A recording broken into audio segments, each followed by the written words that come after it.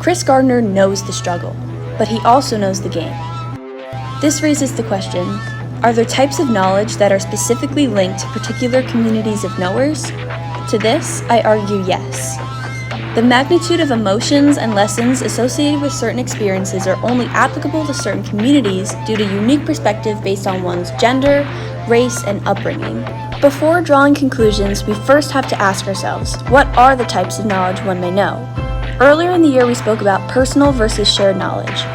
Personal refers to an individual's beliefs and opinions based on experiences, whereas shared refers to a broader body of information that is socially accepted to be true, a seemingly shared perception of an outside community.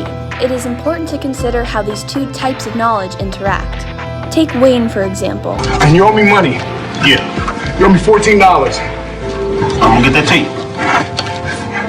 I need my money.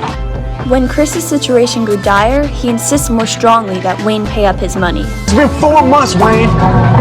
I need my money. I need my money right now. Hey, man, I don't have it. Wayne, go get my money.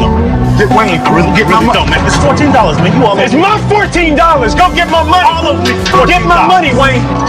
All of that chaos would not have happened without this. The viewer's exposure to Chris's personal perspective also contributes to one of the heartwarming final scenes of the movie after Chris is hired. We couldn't be happier. Chris labels this period of his life happiness. Of course, it's always wonderful to hear the news that you've accomplished a goal or got the job. One might question whether Chris is materialistic, but the viewer's insight to Chris's personal knowledge allows us to recognize this job means relief. It means support. It means for a blissful moment, happiness. To backtrack, we have two examples of the interaction between personal and shared knowledge, with an emphasis on the importance of understanding an individual's perspective. It is important to consider why Chris Gardner has the outlook he does on life and his methods of striving toward his goals. As a relatively young, black, American, unwealthy, naturally mathematically inclined, single father, it's obvious how he came to know a thing or two about sacrifice and hard work. However, can we expect others to see past their own life experiences and perspective to consider these things in the heat of the moment? Therein lies the blurry line between what knowledge is accessible to certain people. It depends on what communities one may identify with.